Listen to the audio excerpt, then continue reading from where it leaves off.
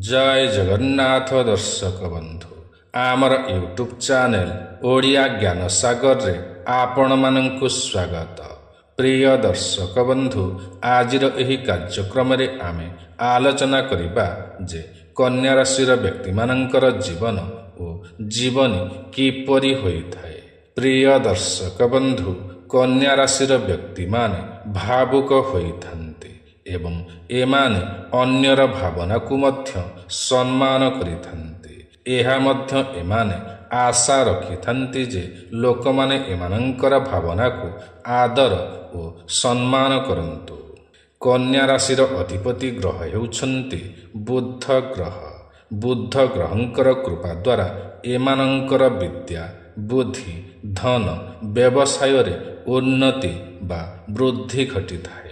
बुद्धंकर कृपारे यही व्यक्ति कथा कौशली द्वारा लोकमानंकर मनोरंजन करि पारंती और निज जीवन को मध्य सार्थक करि पारंती। एमाने मध्यम उच्चता विशिष्ट होइथान्ति। एमानंकर केश कला और घंच होइथाए।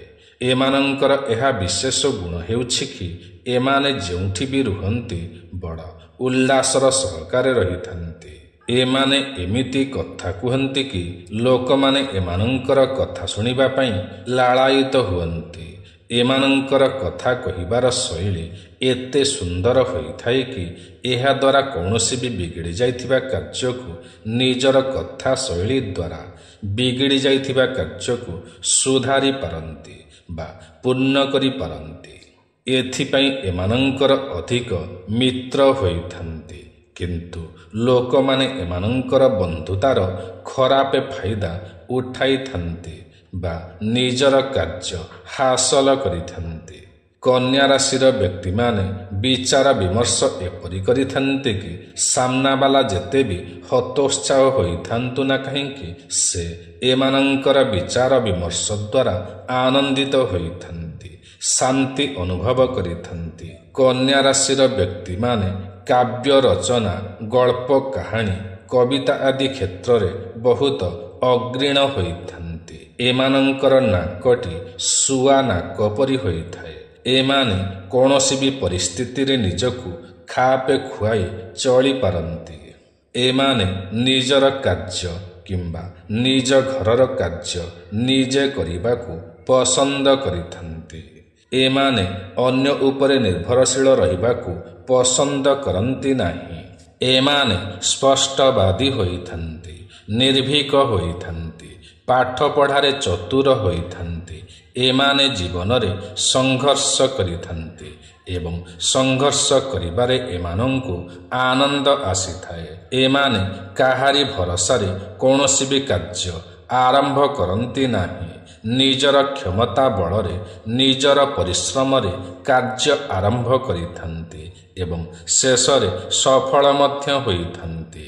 धन कुटुंब और वाणी भावर अधिपति ग्रह हेउछन्ति शुक्र ग्रह। एणु एमाने अत्यंत मधुरभाषी होइथान्ति एवं सभ्यतार सहकारे कथावार्ता करिथान्ति बा मर्यादारे रहिकि ही अन्य सहित कथा होइथान्ति। एमाने धैर्यवंत अटन्ति। एमानंकर बहु विलंबरे क्रोध आसीथाए। धन दृष्टि देखिबाकू गले एमाने सुंदर पोशाक पिंधिबा सुंदर घरे रहिबा एहा एमानंकर पसंद अटे। एमाने संचय मध्य करिथान्ति। परिवारर सदस्य माने एमानंकु मान सम्मान देइथान्ति एवं एमानंकर उपदेश को मध्य मानिथान्ति। एमानंकु पियुसी माउसी खुड़ी एमानंकर स्नेह श्रद्धा प्रचुर मात्रा रे मिलिथाए। एमाने परिवारर गेला मध्य होइथान्ति। एमाने मिठा कथा कहिबाकू पसंद करिथान्ति बा एमाने मधुरभाषी होइथान्ति। एमाने मध्य परिवारर समस्त सदस्य मानंकु सम्मान करिथान्ति। एमाने स्वल्प खर्ची होइथान्ति।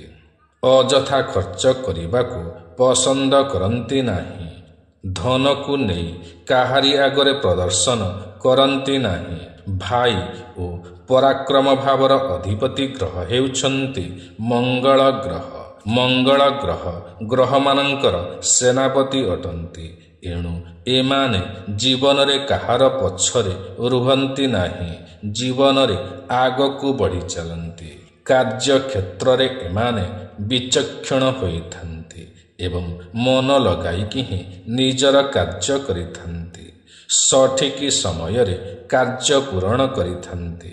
ଭାଇମାନଙ୍କ ଠାରୁ ସାହାଯ୍ୟ ସହଯୋଗ ବହୁତ କମ୍ ମିଳିଥାଏ, କିନ୍ତୁ ଭଉଣୀମାନଙ୍କ ଠାରୁ ପର୍ଯ୍ୟାପ୍ତ ସୁଖ ସୁବିଧା ବା ସାହାଯ୍ୟ ସହଯୋଗ ମିଳିଥାଏ।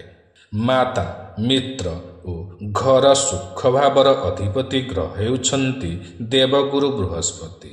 ଏମାନଙ୍କର ମାତା ଶିକ୍ଷିତା ହୋଇଥାନ୍ତି ଅଥବା ଶିକ୍ଷିତ ନହେଲେ ମଧ୍ୟ ସାମାଜିକ ଜ୍ଞାନ, ପାରିବାରିକ ଜ୍ଞାନ ଏମାନଙ୍କ ପାଖରେ ବହୁତ ଥାଏ। ଏମାନଙ୍କର ମାତା ଧାର୍ମିକ ସ୍ୱଭାବର ହୋଇଥାନ୍ତି। ଏଣୁ ଏମାନେ ମାତାଙ୍କର ଆଦେଶରେ ପିଲାଦିନରୁ ପୂଜା ପାଠ, ସ୍ତୁତି ମନ୍ତ୍ର ଆଦି ପାଠ କରିଥାନ୍ତି। ଏମାନେ ଗୀତ ସଙ୍ଗୀତ ପ୍ରିୟ ହୋଇଥାନ୍ତି। ଏଣୁ ନାଚ ଗୀତ ବା ଟିଭି ସିରିଏଲ ଦେଖିବାକୁ ଅଧିକ ପସନ୍ଦ କରିଥାନ୍ତି। ଧାର୍ମିକ ସ୍ୱଭାବ କାରଣରୁ ଏମାନେ ସର୍ବଦା କିଛି ନା କିଛି ଶିଖିଥାନ୍ତି। ମାତାଙ୍କର ସାହାଯ୍ୟ ଓ ସହାନୁଭୂତି ପାଇଁ ଏମାନେ ସମସ୍ତ କାର୍ଯ୍ୟରେ ସଫଳ ହୋଇଥାନ୍ତି। ଏମାନଙ୍କର ମାତା ଏମାନଙ୍କର ବିଶେଷ ଧ୍ୟାନ ରଖିଥାନ୍ତି। ଏଣୁ ଏମାନେ କୌଣସି ବି କଥା ମାତାଙ୍କୁ ଲୁଚାନ୍ତି ନାହିଁ। ଏମାନେ ଜୀବନ ସାରା ମାତାଙ୍କର ସେବା କରିଥାନ୍ତି ଏବଂ ଜୀବନ ସାରା ମାତାଙ୍କର ଆଶୀର୍ବାଦ ପାଇଥାନ୍ତି। ଏମାନଙ୍କର ବହୁ ମିତ୍ର ହୋଇଥାନ୍ତି। ଏମାନେ ବିଚାରବନ୍ତ ହୋଇଥାନ୍ତି। ଜୀବନରେ ମାପି ଚୁପିକି ହିଁ ଚଳିଥାନ୍ତି। ଯେତିକି ଚୁନାକୁ ସେତିକି ପିଠା ହିସାବରେ ଚଳିଥାନ୍ତି। ଏମାନେ ମିତ୍ରମାନଙ୍କୁ ସାହାଯ୍ୟ ଓ ସହଯୋଗ କରିଥାନ୍ତି, କିନ୍ତୁ କୌଣସି ମିତ୍ରଠାରୁ ସାହାଯ୍ୟ ସହଯୋଗର ଆଶା ରଖିନଥାନ୍ତି।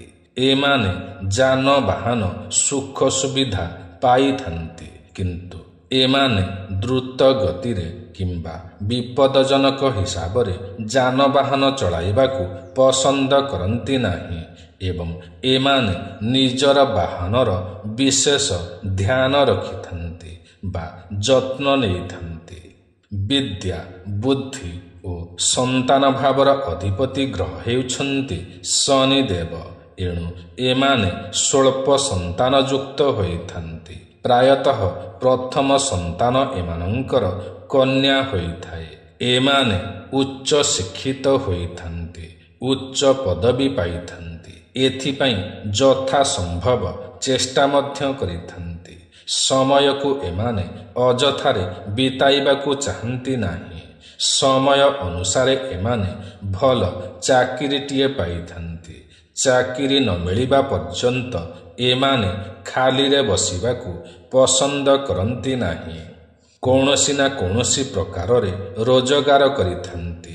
କନ୍ୟା ରାଶିର ବ୍ୟକ୍ତିମାନେ ଯଦି ବାଣିଜ୍ୟ ବ୍ୟବସାୟ କରନ୍ତି ତ ବହୁତ ଉନ୍ନତି କରିଥାନ୍ତି। ଏମାନେ ବହୁ ପରିଶ୍ରମ କରିଥାନ୍ତି, ସଚ୍ଚୋଟ ହୋଇଥାନ୍ତି। କୌଣସି ଆଇନ ବିରୁଦ୍ଧ ବ୍ୟବସାୟ କରିବାକୁ ପସନ୍ଦ କରନ୍ତି ନାହିଁ। ରୋଗ, ଋଣ ଓ ଶତ୍ରୁଭାବର ଅଧିପତି ଗ୍ରହ ହେଉଛନ୍ତି ଶନିଦେବ। ଏଣୁ ଏମାନଙ୍କର ପେଟ ରୋଗ ଦେଖା ଦେଇଥାଏ। ଆଖି ରୋଗ ମଧ୍ୟ ଦେଖା ଦେଇଥାଏ। ବୃଦ୍ଧା ଅବସ୍ଥାରେ ଆଣ୍ଠୁଗଣ୍ଠି ବାତ ରୋଗ, ମୁଣ୍ଡ ଭ୍ରମ ରୋଗ ଦେଖା ଦେଇଥାଏ।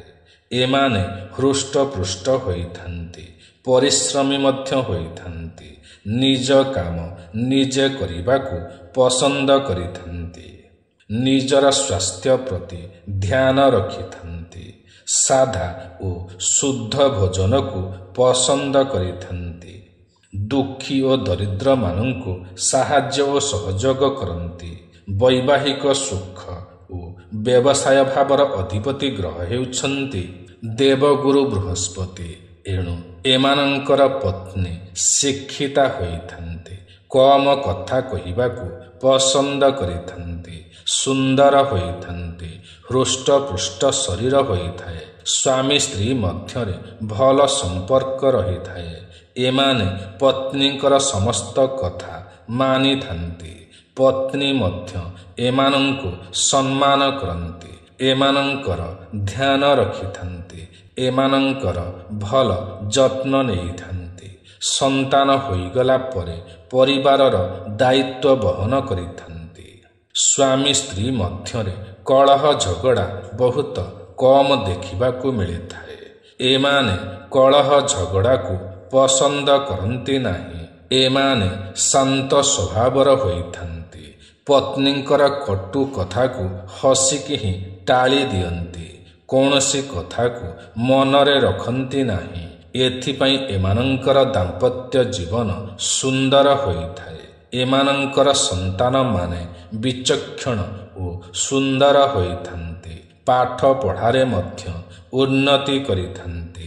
ଏମାନେ ସନ୍ତାନମାନଙ୍କର ସୁଖ ପାଇଁ କୌଣସି କଞ୍ଜୁସି କରନ୍ତି ନାହିଁ। ପିଲାଙ୍କର ଯାହା ବି ଆବଶ୍ୟକତା ରହିଥାଏ ତାହା ପୂରଣ କରିଥାନ୍ତି। ଦୁର୍ଘଟଣା ମୃତ୍ୟୁ ଭାବର ଅଧିପତି ଗ୍ରହ ହେଉଛନ୍ତି ମଙ୍ଗଳ ଗ୍ରହ। ଏଣୁ ଏମାନେ ଯାନବାହନ ଚଳାଇବା ସମୟରେ ଜଗି ରଖିକି ହିଁ ଚଳାଇଥାନ୍ତି। ଜୁଆ ଆଦି ଖେଳରେ ଏମାନେ ଟଙ୍କା ଲଗାଇବାକୁ ପସନ୍ଦ କରନ୍ତି ନାହିଁ। ଏଥିପାଇଁ ଏହିସବୁ ସମସ୍ୟା ଠାରୁ ଏମାନେ ମୁକ୍ତି ପାଇଥାନ୍ତି। କ୍ଷତ ଓ ଆଘାତ ଠାରୁ ମୁକ୍ତ ରହିଥାନ୍ତି। ଭାଗ୍ୟ ଓ ଧର୍ମ ଭାବର ଅଧିପତି ଗ୍ରହ ହେଉଛନ୍ତି ଶୁକ୍ର ଗ୍ରହ। ଏଣୁ ଏମାନେ ବହୁତ ଭାଗ୍ୟଶାଳୀ ହୋଇଥାନ୍ତି। ଏମାନଙ୍କୁ ଭଲ ଭଲ ଧାର୍ମିକ ସ୍ଥଳୀ ଭ୍ରମଣ କରିବାକୁ ସୁଯୋଗ ମିଳିଥାଏ। ମଠ ମନ୍ଦିର ତୀର୍ଥସ୍ଥଳୀ ଭ୍ରମଣ କରିବାରେ ଆନନ୍ଦ ପାଇଥାନ୍ତି। ଏମାନେ ଦାନ ଧର୍ମ ମଧ୍ୟ କରିଥାନ୍ତି। ଭଗବାନଙ୍କର ପୂଜାପାଠ ସଠିକ ଭାବରେ କରିଥାନ୍ତି। କୌଣସି ଊଣା ରଖନ୍ତି ନାହିଁ। ଭଲ ଭଲ ମନ୍ତ୍ର ଶ୍ଲୋକ ଆଦି ମୁଖସ୍ଥ କରିଥାନ୍ତି। ଗରିବ ଅସହାୟମାନଙ୍କୁ ଦାନ ଦକ୍ଷିଣା ଦେଇଥାନ୍ତି। ଏମାନେ ନିଜ କର୍ମ ଉପରେ ଅତ୍ୟନ୍ତ ବିଶ୍ୱାସ କରନ୍ତି। ଏଥିପାଇଁ ଏମାନଙ୍କର ଭାଗ୍ୟ ଏମାନଙ୍କର ସର୍ବଦା ସାଥ ଦେଇଥାଏ। ପିତା ମାନ ସମ୍ମାନ ଓ ପ୍ରସିଦ୍ଧି ଭାବର ଅଧିପତି ଗ୍ରହ ହେଉଛନ୍ତି ବୁଧ ଗ୍ରହ।